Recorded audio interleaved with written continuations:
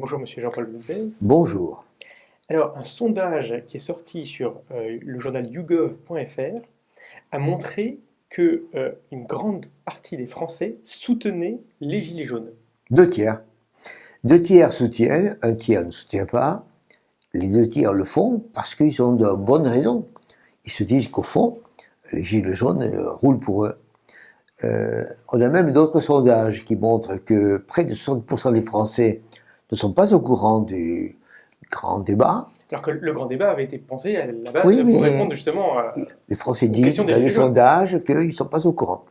Plus de 50% disent qu'ils ne sont pas sûrs que quand il y aura un compte rendu, sera fidèle. Plus de 50% disent également que une fois que ce compte rendu sera mis en place et connu, il sera d'une certaine manière mis en œuvre. Et 74%, pour être bien sûr, demandent un référendum. Donc on est en pleine période D'interrogation. de doute. défiance. C'est-à-dire qu'au fond, les Français se disent, allez-y les gilets jaunes, je suis. Donc en fait, les Français se disent, effectivement, la question numéro un des Gilets jaunes sur le pouvoir d'achat, tout le monde se dit, moi j'aimerais bien avoir un pouvoir d'achat meilleur. Effectivement, ce qui se passe, c'est que depuis une dizaine d'années, le pouvoir d'achat de beaucoup de gens n'a pas monté. En particulier des gens qui ont des emplois et des gens qui sont des catégories modestes. Et c'est ceci qui est en train de peser. Au début, il y a eu la crise en disant j'aurai chômage, etc. Puis maintenant que l'on est sorti, les gens se disent mais qu'est-ce que c'est que ce plat qui dure et où vais-je aller? Avec maintenant l'idée que est-ce que peut-être leur emploi va disparaître en liaison avec l'informatique et autres. Mais Et du coup, donc on est dans cette période. en fin d'année, il y avait la question que le gouvernement avait mis en place des aides, remonter le SMIC, qui avait pour 10 milliards d'euros d'aides.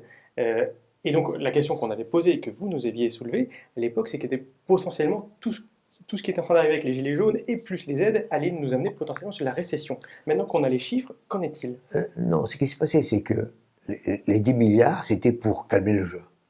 Et ces 10 milliards étaient obtenus pour éviter justement une récession, pour éviter une crise, et en faire en sorte que les salaires minimaux soient augmentés. Simplement, il faut être précis.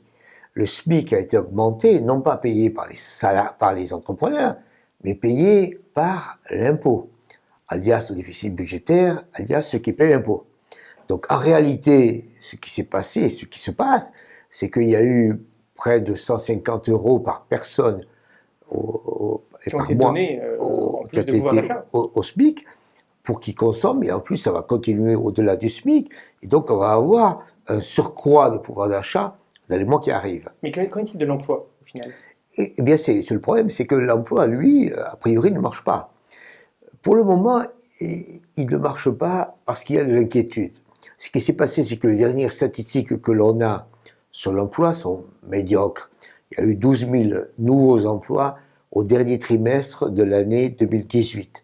Il y avait eu 16 000 le trimestre avant. On était à 43 000 en début d'année 2018 et on était à 100 et quelques mille en fin d'année 2017. Vrai tassement, hein. Et donc, oui, mais d'une certaine manière, on savait qu'il y avait eu une très bonne année 2017 et que les choses allaient ralentir. Donc on savait que ça allait ralentir.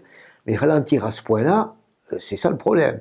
Et si ça continue, savoir que s'il y a des interrogations sur le futur, est-ce qu'il va y avoir de l'emploi?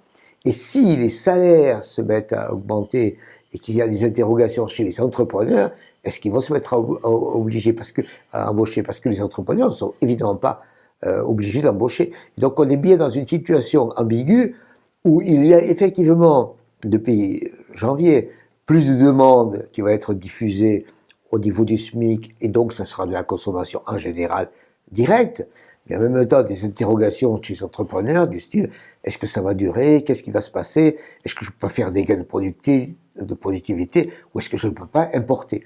Donc on est bien dans une situation où aujourd'hui les Français se disent les gilets jaunes roulent pour moi, marchent pour moi, très bien, mais il y a des mots qui n'ont jamais été utilisés, c'est compétitivité, entendu, commerce extérieur, déficit à 60 milliards, personne n'en parle, déficit budgétaire à 180 milliards et dette sur PIB à 100%, Personne n'en parle. Donc, d'une certaine manière, il y a un côté rose derrière ce gilet jaune qui, a priori, ne devrait pas durer.